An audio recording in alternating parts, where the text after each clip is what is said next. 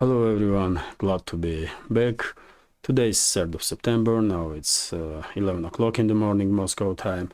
I'm Levan Gudadze and this is my first update for the day in which I will share all the main news that are making headlines in Russian media outlets and Russian language pages on different internet platforms. Second update will be a little bit late in the afternoon on my Patreon page. And because today is Sunday, I will summarize previous week, as I always do in informal talks, and I will share some not just additional news that will be reported by Russian media during the day, but also some ideas that I have about extra content for our channels.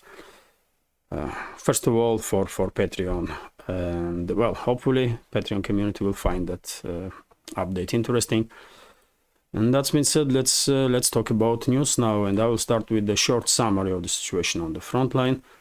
If I may, first of all, I'll share with you information about night strikes that Russian armed forces conducted in direction of logistical and military infrastructure of Zelensky's regime in Odessa region, and we are talking about these two port cities on the Danube River, Reni and Ismail. Both cities are on the border with Romania, and Danube River is a border that goes across the Danube River in this area. And I did share on my Telegram some videos of night strikes. You can check those videos if you are interested. Once again, Russian side demonstrates that it's very much determined to make sure that Ukrainian side is unable, or Zelensky and his associates, let's say this way, are unable to use portal infrastructure to receive any military equipment from NATO member states. And of course, these strikes somewhat are connected with the grain deal that Russia did not prolong for well-known reasons.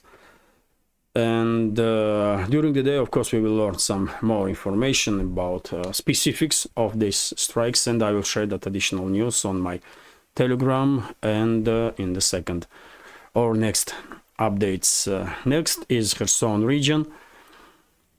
Let's start from southern sectors of the front and then up to northern ones. So when it comes to Kherson region, it's mainly usual stuff: artillery duels between the sides, recon operations, and the constant fight for these islands in the Dnieper River and the delta of Dnieper. But some channels do report increased activity of Ukrainian forces when it comes to concentration of military units and military equipment in Kherson region, not far away from right bank of the Dnieper River. And if these reports are correct, then it may turn out that after all my prediction in regards of this sector of the front was correct, and Zelensky and his associates will try to conduct mass crossing of the Dnieper River simultaneously with the so-called second wave of Ukrainian counteroffensive, which may take place in next days, basically, maximum next several weeks, because after that rainy season will be gone and fields in these areas will be just unusable for any equipment, not just military but any equipment. So let's see how will situation develop. Maybe Ukrainian forces will try to conduct mass crossing of the Dnieper River. That's an expression, at least, that I have while receiving these informations, that they are sending close to riverbank additional forces and additional military equipment. And next is Zaporozhye and South Donetsk sectors of the front line. In these areas, we have a deadlock or operational pause after more or less significant activity of Ukrainian forces in previous week, especially in the direction of Rabotina, Verbovo, and Novoprokopovka. Nowadays, last several days, we did see significant decrease in activities in the sector of the front, which is once again indicates, in my understanding, that Ukrainian side is concentrating forces to conduct one more wave of counteroffensive with the active use of military equipment, armed groups. Well, I guess Russian side is well prepared for such development, and they will be able to repel any Ukrainian offensive operation. And by the way, if I'm not mistaken, once Ukrainian side will conduct this push, second wave of counteroffensive, let's say, in direction of Tokmak, simultaneously we will probably see some amphibious operations of Ukrainian armed forces in Kherson region, maybe even in direction of Crimea. And that's it when it comes to Zaporozhye region. In internet there are so many videos about concentration of Ukrainian tanks and armor, different type of armor in Zaporozhye region, so that it's just logical to assume that Ukrainian side is preparing for a last push this in this counteroffensive. They will fail undoubtedly, but as I said many times before, I don't think Washington and London will allow Zelensky and his associates to keep strategic reserves. No, Washington and London are determined, in my understanding, to make sure that Russian side will neutralize all strategic reserves of Ukrainian armed forces, or vast majority of more or less battle-ready brigades of Ukrainian army, so that when Poland and some other NATO member states will try to establish control over the western regions of Ukraine, for under whatever source or under whatever pretext, they will receive as minimal resistance from Ukrainian armed formations as possible. So that's why I think we will probably see second wave of Ukrainian counteroffensive, even if it's illogical, irrational, and suicidal. Zelensky just don't have a say in this matter. Washington and London will decide, as they always do in regards to Ukraine. And next, of course, South Donetsk direction. It's still deadlock, operational pause, even though there are some reports, once again, that some concentration is taking place of Ukrainian armed forces in this area, especially in the Vremovsky salient area. At least for this moment, we did not see any significant activity of Ukrainian armed forces. By the way, it's 3 months since the beginning of this so-called counteroffensive, and Ukrainian armed forces did not even manage to reach first line of defense of Russian army on this land bridge between Crimea and mainland Russia. Tomorrow will be exactly 3 months. And by the way, next is of course Donetsk direction, usual stuff, artillery duels between the sides, recon operations, and the constant attempts from Russian forces to distract logistical lines of Ukrainian army in this area. Not just because Ukrainian units in Donetsk direction are using these logistical lines or communication lines, but because very same routes are used by Ukrainian forces in South Donetsk direction. So I guess activity in this regards will continue from Russian forces, but we did not see any breakthroughs or any extremely significant offensive operations from anyone's side, especially Russian side, because when it comes to Donetsk direction and the northern sectors of the front, initiative is in Russian hands, and Russia is dictating terms in these sectors.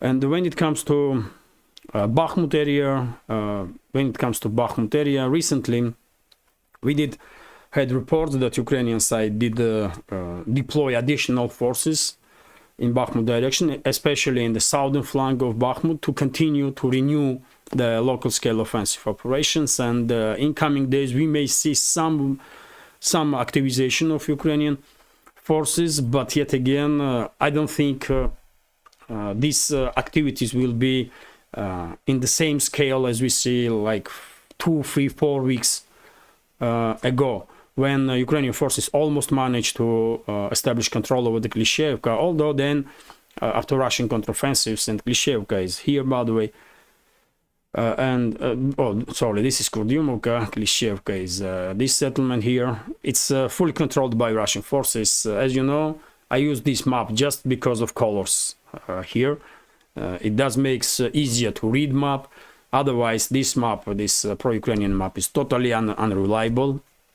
And as you know, Ukrainian forces almost did take control over Klishchiivka, but then Russian forces conducted local-scale offensive operations and retake almost all the territories that was held by Ukrainian forces. And almost similar story did repeat itself in Andreevka direction. So right now, I don't think Ukrainian grouping of forces in Bakhmut direction have enough steam or strength to even hope for any success in this direction on the southern flank of Bakhmut.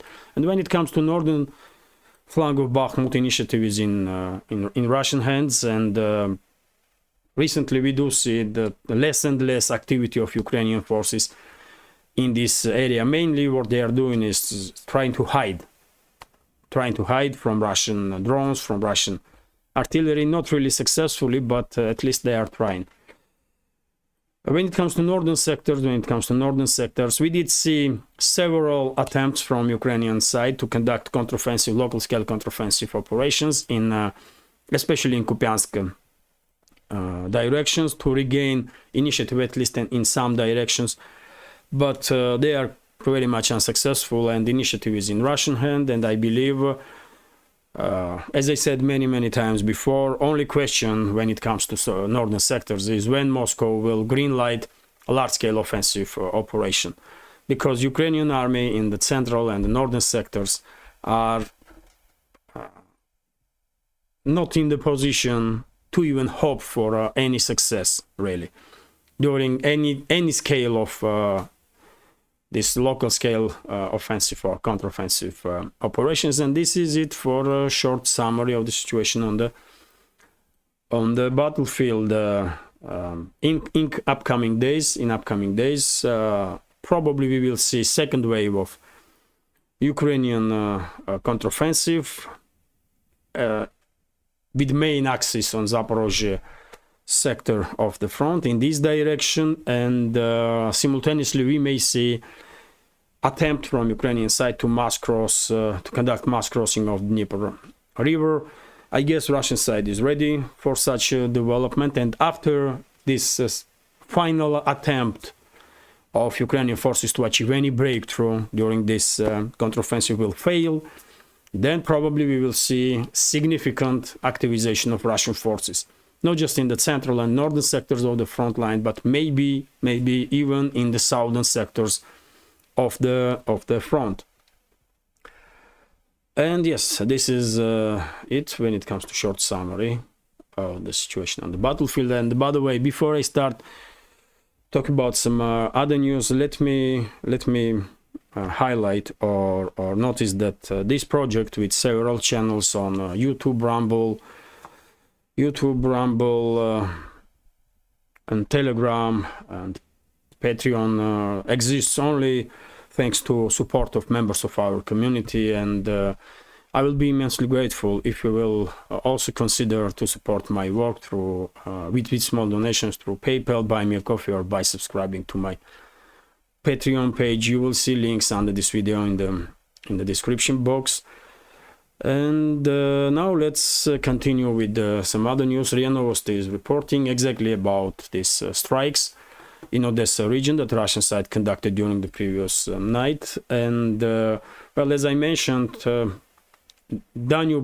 Ukrainian ports on Danube River were strike, Reni and Ismail. During the day, I believe Russian Defense Ministry will share with us additional information, and of course I will write about it on my Telegram.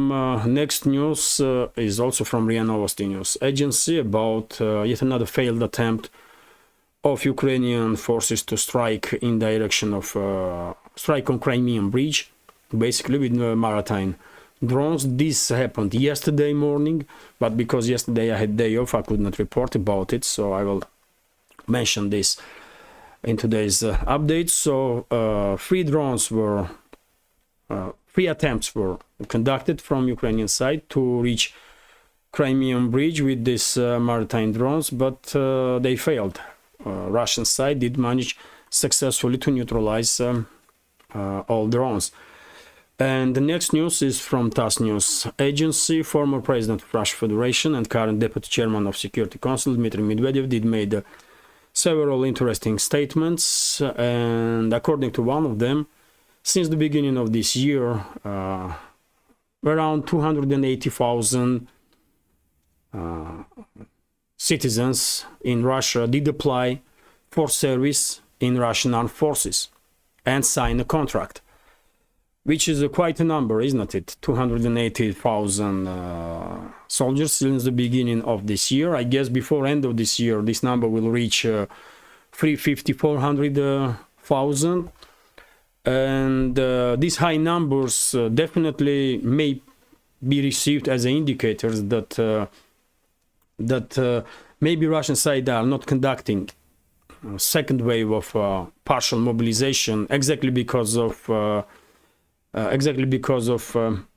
higher level of readiness of society to join army. And by the way, 280,000 is a big number.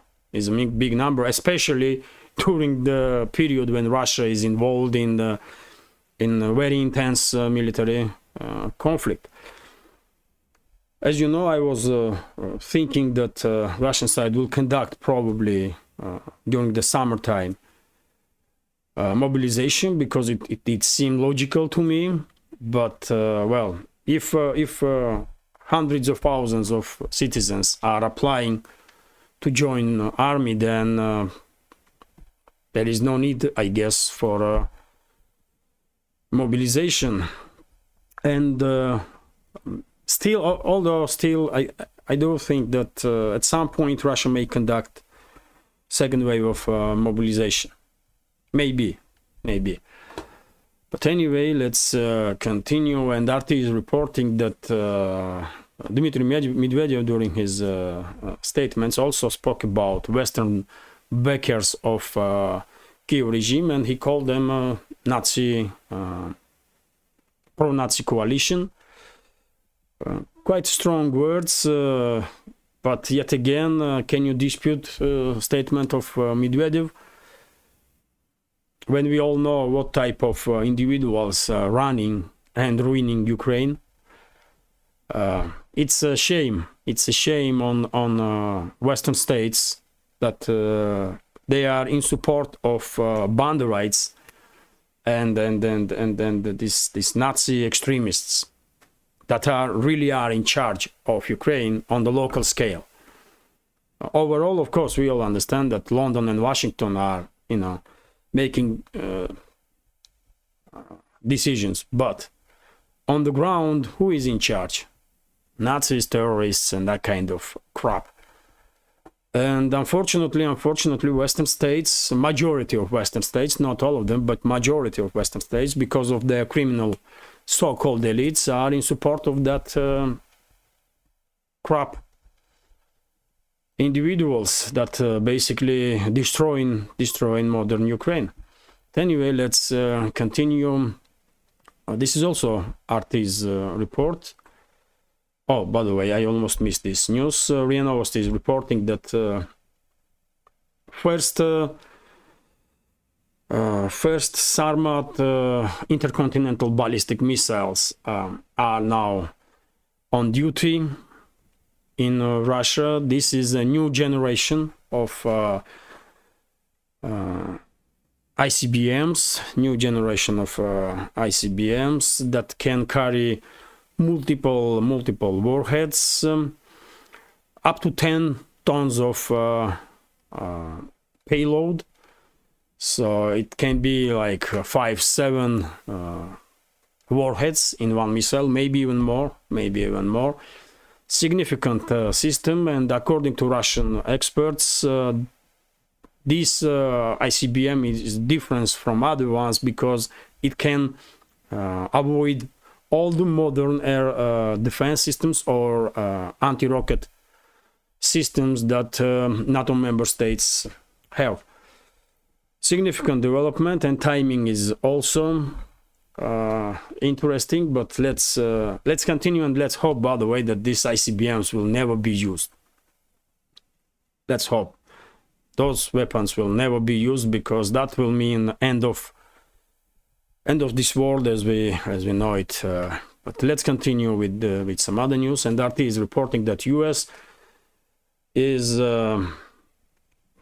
will send depleted uranium munition to Ukraine in upcoming weeks, and the decision will be announced in coming days.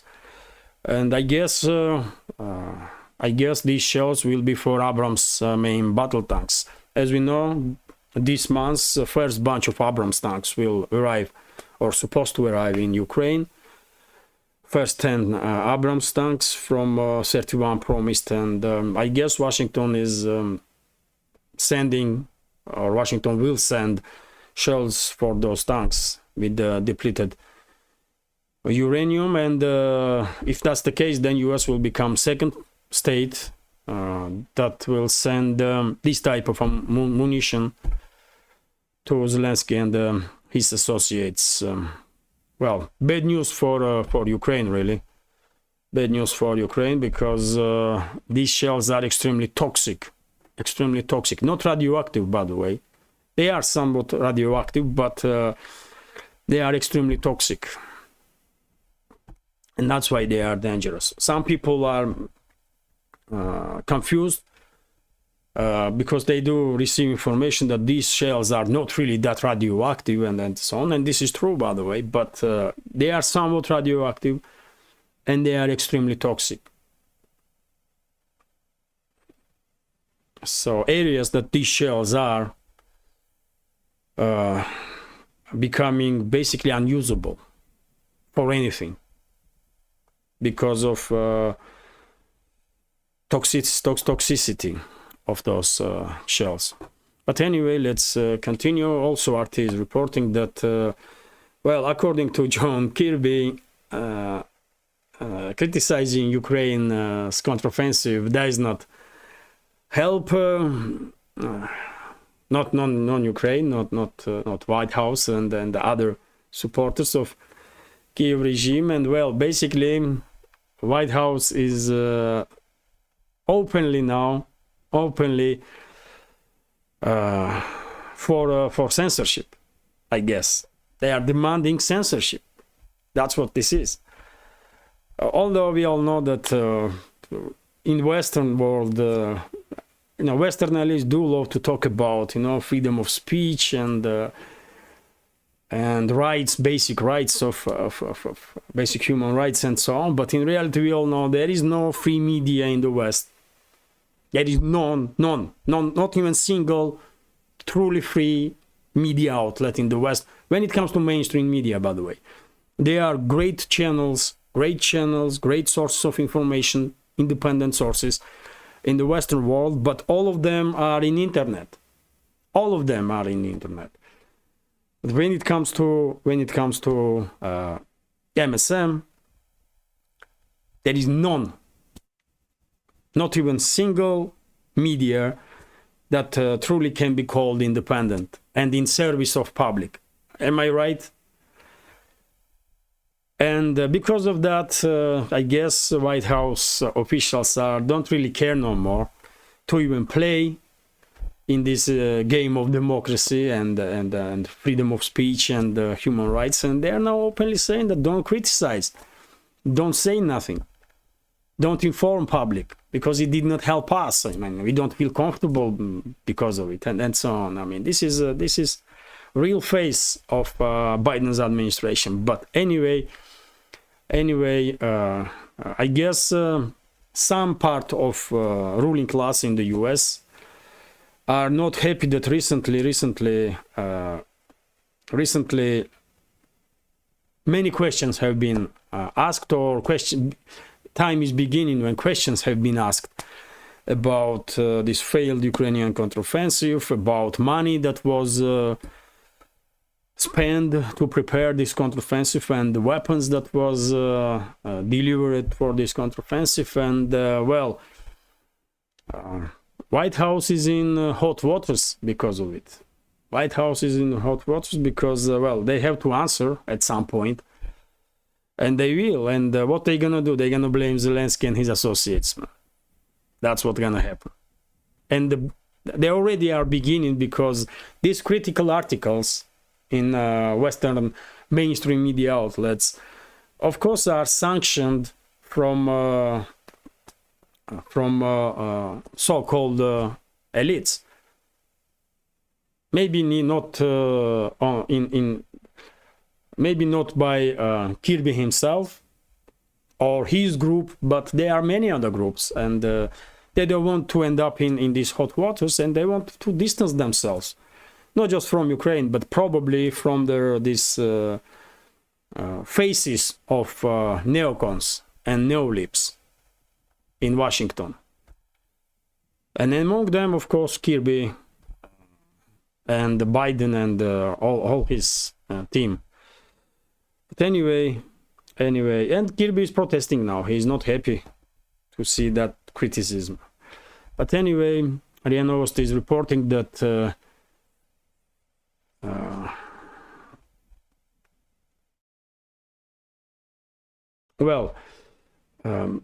very contradicting news is coming about new. Let me translate предложение.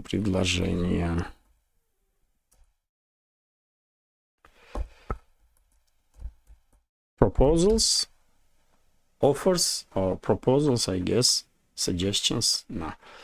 Well, let me continue. RIA Novosti is reporting that Moscow did receive some new proposals when it comes to, in regards to grain deal, from UN, from Turkey. And as you know, by the way, tomorrow President of Turkey will visit Moscow, maybe even late afternoon today, but tomorrow Erdogan will have a meeting with Putin in the Sochi, and the grain deal will be one of the main topics of discussion. And well, according to some reports, UN is quite sure that SWIFT will reconnect Russian Rosselkhozbank, and this way at least one demand from Russian side will be fulfilled. But same time, by the way, we did see reports this morning. I did see and read some articles that SWIFT is refusing to reconnect this Rosselkhozbank. So very contradicting information. It's hard to truly understand what the hell is going on around this grain deal. And by the way, Zakharova, official representative of Russian foreign ministry, did say that these new proposals basically are all the ones from grain deal that was never fulfilled, never met by Western so-called elites. So basically it's nothing new, really.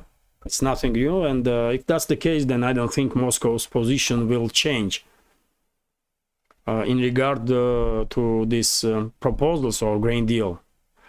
Once Western so-called elites will fulfill their obligations in this that was written in this grain deal, then Moscow will rejoin or reopen that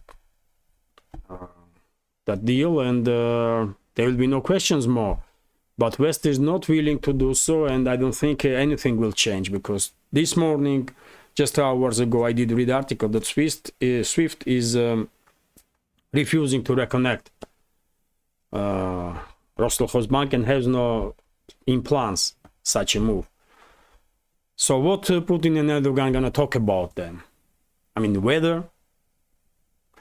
And this is TASS News Agency's report, by the way, that Erdogan will have a meeting with Putin on 4th of September in Sochi. And, well, Erdogan may try his best to persuade Putin to renew this grain deal, although I don't think it will work. I don't think it will work. And Erdogan also has some issues on his hands in Syria, by the way. Syria probably also will be topic for discussions. And especially because lately Syrian armed forces, with the active support of Russian Air Force, are conducting offensive operations against pro-Turkish terrorist groups in Idlib province of Syria. So Erdogan is not happy about that too, I guess. So they will find something to talk about, not just weather, but after all, it will be better for Erdogan if he will try to persuade Western so-called elites, because ball is on their half. Anyway, let's continue. By the way, you all, I guess, already are informed that Igor Kolomoisky, puppet master of Zelensky, some years ago, or master of Zelensky, let's say, some years ago, was arrested yesterday in Ukraine. Zelensky did begin distancing himself from his master, from Kolomoisky, several years ago, once he did find new masters among neocons in US and in London. And yesterday Kolomoisky was arrested on the charges of money laundering and some other stuff. I guess this has something to do, this arrest, with the possible presidential elections in 2024 in Ukraine. And maybe Zelensky and his Western masters are afraid that if Kolomoisky was able to conduct such a circus to make Zelensky president, he may do such a thing again. And because this fear, Kolomoisky was somewhat neutralized. Of course, he will pay bail, like $13.8 million, and he will be freed. But I guess this is clear message to him, not just from Zelensky, but from Washington and London, to stay away from political game inside Ukraine. If he ever will be needed, they will call him. Otherwise, he should distance himself, and well, he will probably understood this warning. And the next news is about UK, by the way. RT is reporting that UK house price slide accelerates, which is good news. I don't think this is extremely bad news, especially for people that want to buy houses. And as we all know, because of heavy investments in UK's housing from outsiders, house prices went so high that ordinary citizens in UK did find extremely difficult to buy home. And that's why when I read this information, I was thinking, I mean, good for ordinary people, man, because prices in UK are just inflated unbelievably, especially in London, by the way. Especially in London, and all because of this heavy investments from Russia, from China, from some other countries, from oligarchs, basically, you know, that are inflating these house pricings unbelievably, and the Londonites finding extremely difficult to stay in London no more, you know, anymore. So that's why, from economical standpoint, this is bad news for economy. I do understand that, but I guess for ordinary Brits that won't buy house, if prices will become a little bit lower, it's a good news. It's a good news. And by the way, this trend will probably continue because rich Russians will find it extremely difficult to invest in UK's or European housing market, at least for several years. Because of these difficulties between Russia and the Western states, some other rich people from China, India, or some other countries, Middle East, probably will think twice before they will invest in European market, including housing markets. So I guess this trend of decreasing prices on house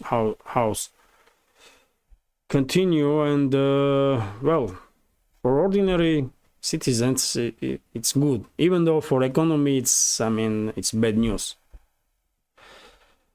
Let's continue now, and RT is reporting that only 10% of Western companies have left Russia, according to Austria.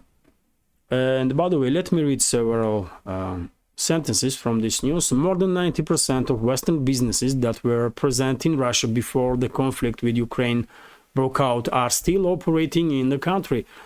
Austrian Foreign Minister Alexander Schallenberg said on Tuesday. In an interview with German newspaper Frankfurt Allgemeine Zeitung, Schellenberg also highlighted that Russian companies are still active in Austria and Germany, while Vienna dependence on gas supplies from the sanctions-hit country remains high. So, well, I did spoke many times before that Western companies are trying to find ways to stay on Russian market. Some are rebranding their Russian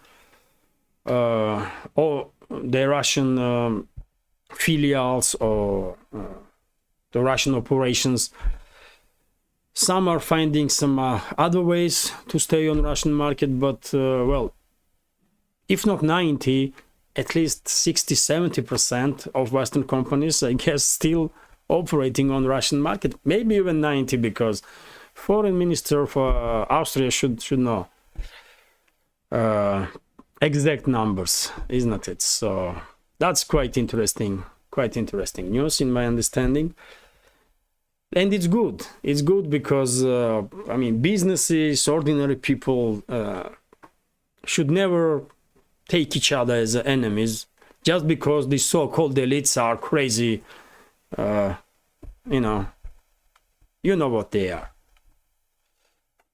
And let's continue. RT is reporting that huge withdrawal of capital from Switzerland to Middle East. Yes, I did spoke about it several days ago. I did report that European banks are losing investors, losing accounts. And drop was in this year, if I'm not mistaken, drop is already 3.9% or something like that. And now we have additional news that Switzerland is losing investors, and money is withdrawing from Switzerland to Middle East, United Arab Emirates mainly. And this is not just Russians, by the way. This is not just Russians that are withdrawing funds and redirecting it to UAE, but also many other people from other countries, because they want their assets to be safe, and they don't feel that in Europe their assets are safe, which is true, by the way. This is not exaggeration. Brussels may decide any day that they're going to sanction now this country and that country, or this individual or that individual, without even explaining anything.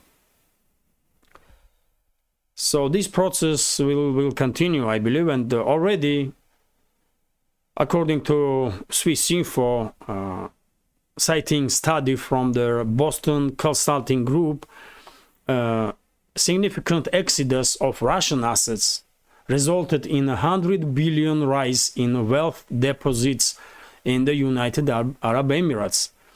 So we are talking about some serious funds here, and then this will continue. That's what Western so-called elites did to Europe's economy, you know. And a few more news. TASS news agency is reporting that Nobel Fund did recall its invitation to Russian ambassador, Belarus ambassador, and Iran's ambassador on the ceremony of this giving these Nobel prizes and so on. And by the way, I lost respect to this Nobel Fund for several years now, because they are politicized. I used to respect this fund idea behind it, that they are celebrating brightest minds in this world. But nowadays, this enterprise, whatever we're gonna call it, is so corrupt, so politicized that I don't really care no more who will receive Nobel Prize. It's not how should I say? Before, I mean, like 10 years ago, let's say, if I hear that these scientists receive Nobel Prize, I will say, wow, these scientists must be brilliant. But now, if I hear this or that person receive Nobel Prize, I will say, really, is he extremely woke, or why? Why? Otherwise, Nobel Fund will give him a prize.